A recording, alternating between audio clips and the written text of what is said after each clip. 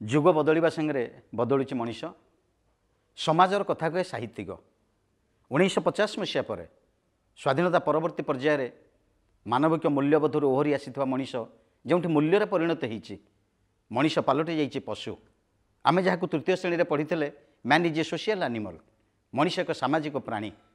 କିନ୍ତୁ ସ୍ୱାଧୀନୋତ୍ତର ମଣିଷ ବ୍ୟକ୍ତିକୈନ୍ଦ୍ରିକ ସ୍ୱାର୍ଥକୈନ୍ଦ୍ରିକ ହୋଇଯିବା ପରେ କିଭଳି ଭାବରେ ମଣିଷ ପାଖରୁ ମଣିଷତ୍ୱ କଟିଯାଉଛି, ଅପରପକ୍ଷରେ ପଶୁଟିଏ ମଣିଷ ସୁଲଭ କାମଟିଏ କରୁଛି, ଯାହାକୁ ନେଇ ଗୋଟେ ସୁନ୍ଦର ଗଳ୍ପ ରଚନା କରୁଛନ୍ତି ବିଶିଷ୍ଟ ସାହିତ୍ୟିକ କାଳନ୍ଦୀ ଚରଣ ପାଣିଗ୍ରାହୀ। 1901ରୁ 1991 ମସିହା ଏହି 90 ବର୍ଷର ବ୍ୟବଧାନ ଭିତରେ 20 ବର୍ଷରୁ ସାହିତ୍ୟ ଲେଖାକୁ ଆରମ୍ଭ କରିଥିବା ବିଶିଷ୍ଟ ଗାଳ୍ପିକ, ଔପନ୍ୟାସିକ, କଥାକାର ଏବଂ କବି କାଳନ୍ଦୀ ଚରଣ ପାଣିଗ୍ରାହୀ, ଯିଏ ସବୁଜ ଯୁଗରୁ ଆରମ୍ଭ କରିଥିଲେ ବୟସ 21 ବର୍ଷ, ଯେଉଁଠୁ ଆରମ୍ଭ କରିଥିଲେ ତାଙ୍କର ପ୍ରଥମ ସାହିତ୍ୟର ଛଟା। ସେ ମାନବିକ ଚେତନାର କଥା କହୁଛନ୍ତି ତାଙ୍କର କବିତାରେ, କୁହନ୍ତୁ ଆଗାମୀ କବିତା, ତାଙ୍କର ଉପନ୍ୟାସରେ କୁହନ୍ତୁ 1931 ମସିହାରେ ଲେଖିଥିବା ମାଟିର ମଣିଷ ଉପନ୍ୟାସ, ଯେଉଁଠି ସ୍ୱାଧୀନତାର ପୃଷ୍ଠଭୂମି ଉପରେ ରଚନା କରାଯାଇଥିବା ଏକ ବ୍ୟକ୍ତିକୈନ୍ଦ୍ରିକ ମଣିଷଟିଏ କିଭଳି ଗାନ୍ଧୀବାଦୀ ଚେତନା ଭିତରେ ନିଜକୁ ସାବ୍ୟସ୍ତ କରିପାରୁଛି, ବରଜୁ ଚରିତ୍ରରେ ଦେଖିଛନ୍ତି ମାଟିର ମଣିଷ। ଠିକ୍ ପରବର୍ତ୍ତୀ ପର୍ଯ୍ୟାୟରେ ଲେଖୁଛନ୍ତି ମାଟିର ମଣିଷ ପରେ ଲୁହାର ମଣିଷ ପରେ ସେ ଲେଖୁଛନ୍ତି ଆଜିର ମଣିଷ। ଏହି ତିନୋଟି ବ୍ୟକ୍ତିର କଥାକୁ ସେ କହି ଚାଲିଛନ୍ତି। ତାରି ଭିତରେ 1950 ମସିହାରୁ 1970 ମସିହା ଭିତରେ ବଦଳି ଯାଉଥିବା ମଣିଷର ଚରିତ୍ରକୁ ନେଇ ରଚନା କରୁଛନ୍ତି ଗଳ୍ପଟିଏ ମାଂସର ବିଳାପ। ଏ ମାଂସ କାହାର? କାହିଁକି ରଚନା କଲେ ଏଭଳି ଏକ ମର୍ମନ୍ତୁଦ ଗଳ୍ପଟିଏ? ଏ ମାଂସ ଆଉ କାହାର ନୁହଁ, ଏ ମାଂସ ସେଇ ଜଲିର। ଗଳ୍ପଟି ଆରମ୍ଭ ହେଉଛି ଦୁଇଟି ପଶୁ, ଗୋଟିଏ ଲଣ୍ଡନରୁ ଆସିଥିବା ବିରାଟକାୟ ହିଂସ୍ର କୁକୁରଟିଏ ଯାହାର ନାମ ହେଉଛି ଡୋରା, ଏବଂ କୌଣସି ଏକ ସମୟରେ ଜମିଦାର ଜଙ୍ଗଲକୁ ଶିକାର କରିବାକୁ ଗଲାବେଳେ ମାଆକୁ ହତ୍ୟା କରିବା ପରେ ଗୋଟିଏ କୃଷ୍ଣକାୟ ମୃଗଟିଏ, ହରିଣୀଟିଏ, ଯାହାର ଛୁଆ ସେଠି ବିକଳ ହୋଇ କାନ୍ଦୁଛି, ବିକଳ ସହି ନପାରି ମାଆର ଅନୁରୋଧରେ ଜମିଦାର ନେଇ ଆସୁଛନ୍ତି ସେହି କୃଷ୍ଣକାୟ ମୃଗଟିକୁ, ଯାହାର ନାଁ ହେଉଛି ଜଲି। ଗୋଟିଏ ମାଂସାଶୀ ଆଉ ଗୋଟିଏ ଶାକାହାରୀ ପଶୁ ହେଲେ ମଧ୍ୟ କାହିଁକି କେଜାଣି ତାଙ୍କ ଭିତରେ ଗୋଟେ ଆବିଳତା, ଗୋଟେ ପ୍ରେମ, ଯେଉଁଠି ଗାଳ୍ପିକ ଆରମ୍ଭ କରୁଛନ୍ତି। ଜଲି କିଭଳି ଭଲ ପାଏ ଡୋରାକୁ, ଡୋରା କିଭଳି ଅପରପକ୍ଷରେ ଭଲ ପାଉଛି ଜଲିକି। ଗୋଟିଏ ମାଂସାଶୀ ଏବଂ ଗୋଟିଏ ଶାକାହାରୀ ଦୁଇ ଜଣଙ୍କର ଏତେ ବଡ଼ ରସାୟନ ବିଜ୍ଞାନ ହେଇଛି କେମିତି? ଏଇ କଥା ଭାବୁ ଭାବୁ କାହିଁକି କେଜାଣି ଗାଳ୍ପିକ ଚରିତ୍ରର ଅବତାରଣା କରିଛନ୍ତି। ସେ ହେଉଛନ୍ତି ଜମିଦାର ଚରିତ୍ରଟିଏ। ଅନେକ ସମୟରେ ସେ ଯାଆନ୍ତି ଶିକାର କରିବା ପାଇଁ।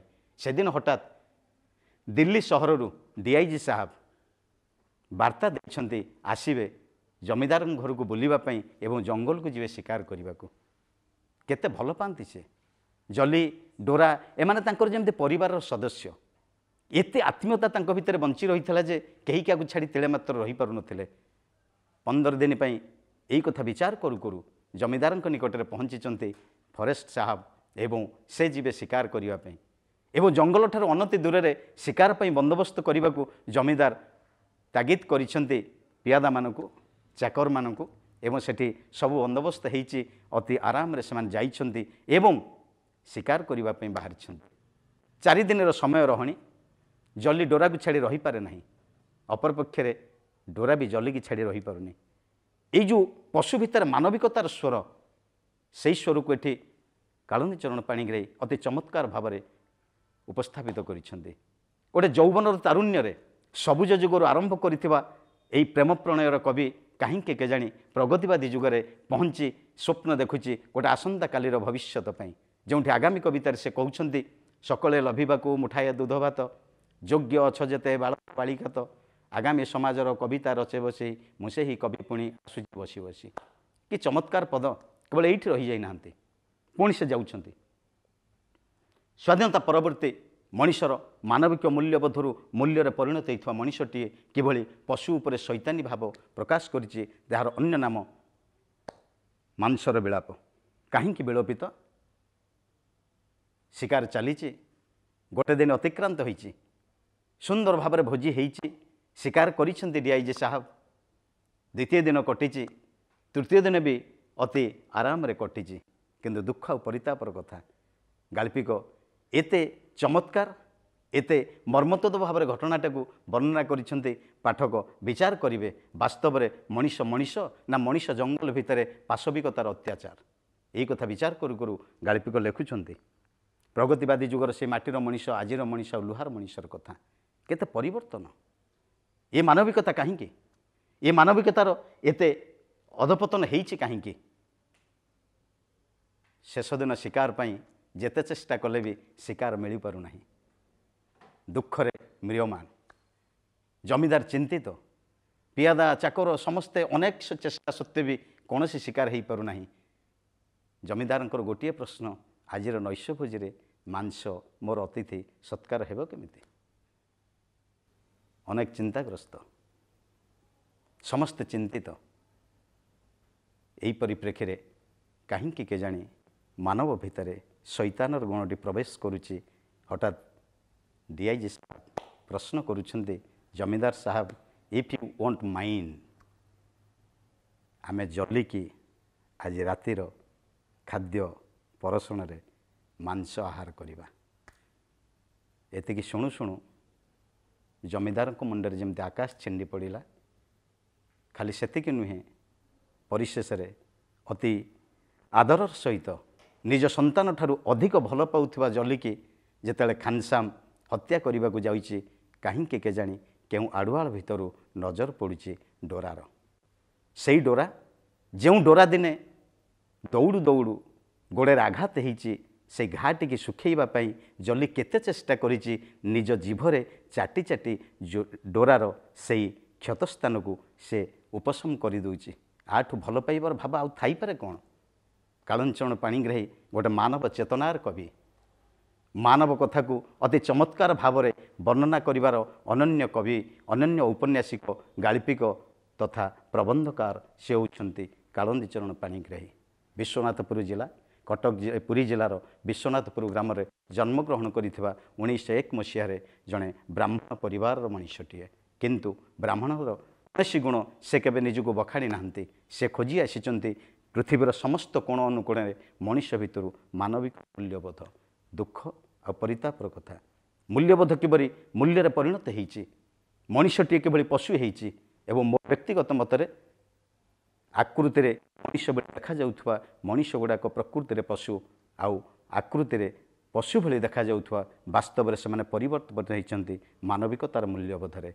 जार परिचय डोरा पाखरे देखा देइछि जो समय रे से रात्रिर सुसु शब्द भितर से कुड़ियार कौन से कोण को नहीं जिते बड़े डोरा को देखी डोरा देखी एवं जलिकी खानसाम चकचक कर छुरी रे काटिबा को जाउची झोरा डोरा हठात झांप मारिला बेले चाकर एवं पियादा जमीदार भय टाणी धरुछंती डोरा कौन अटकी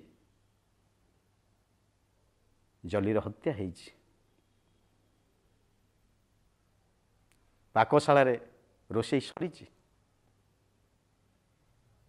कृष्णकाय मृगटीए माँ तार कथा देइथिला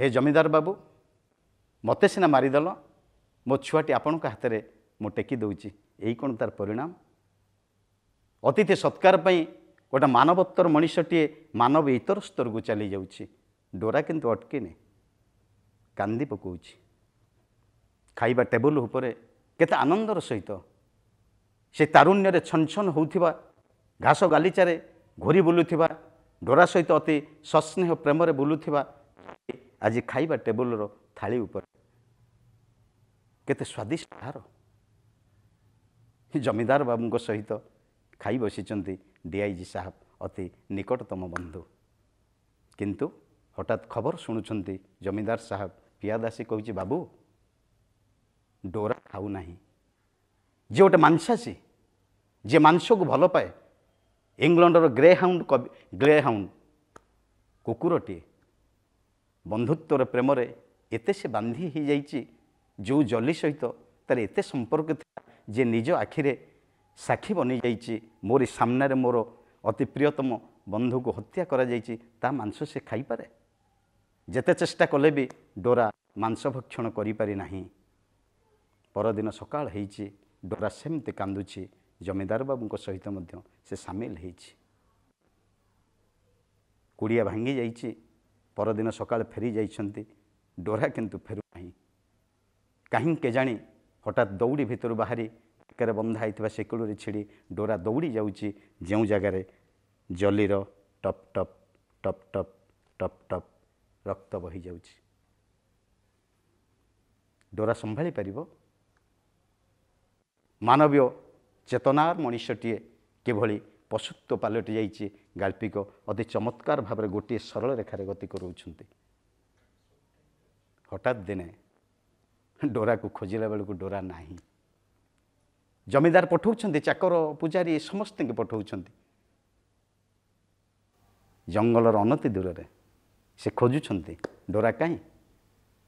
ହଠାତ୍ କେହି ଜଣେ କାଠ କୋଟାଳିକି ଦେଖି ଚାକର ପଚାରୁଛି, ଆଗରେ ଡୋରା ବୋଲି ଗୋଟେ କୁକୁରକୁ ଦେଖିଛନ୍ତି କି? ନା, ଡୋରାକୁ ଦେଖିନୁ, କେହି ଜଣେ ବିଳପିତ କରୁଛି। ସେ ବିଳାପ ଜାଗାରେ କାହାର ଆମେ ଜାଣିନୁ, ସେ ଜଲିର ନା ଡୋରାର ଯେମିତି ମନେ ହୁଏ ଗଳ୍ପର ନାମକରଣ ସାର୍ଥକତା ଗୋଟିଏ ମାଂସର ବିଳାପ। ମାଂସଟିଏ କାନ୍ଦୁଛି, ସେ ମାଂସ କାହାର? ସେ କାନ୍ଦଣାର ସ୍ୱର କାହାର? କାଠୁରିଆଠାରୁ ଆରମ୍ଭ କରି ବାଟୋଇମାନେ ନିରୁତ୍ତର। ଖବରଟି ଆସି ଜମିଦାର ବାବୁଙ୍କୁ ଦିଆଗଲା ବେଳେ ଜମିଦାର ବାବୁ ବିଚାର କରୁଛନ୍ତି, ବାସ୍ତବରେ ଏ ସ୍ୱର କାହାର? ଜଲିର ନା ଡୋରାର? ଏ ଥିଲା ମାଂସର ବିଳାପ ଗଳ୍ପ, ଯେଉଁ ଗଳ୍ପ ଏବେ ବି ସ୍ୱାଧୀନୋତ୍ତର ମଣିଷର ଏବଂ ସ୍ୱାର୍ଥକେନ୍ଦ୍ରିକ ମଣିଷର ଆତ୍ମା ଭିତରେ ଆଜି ବି ବିଳପିତ କରୁଛି। ସେ ସ୍ୱର କାହାର? ଯାହାର ଗାଳ୍ପିକ କାଳନ୍ଦୀ ଚରଣ ପାଣିଗ୍ରାହୀ।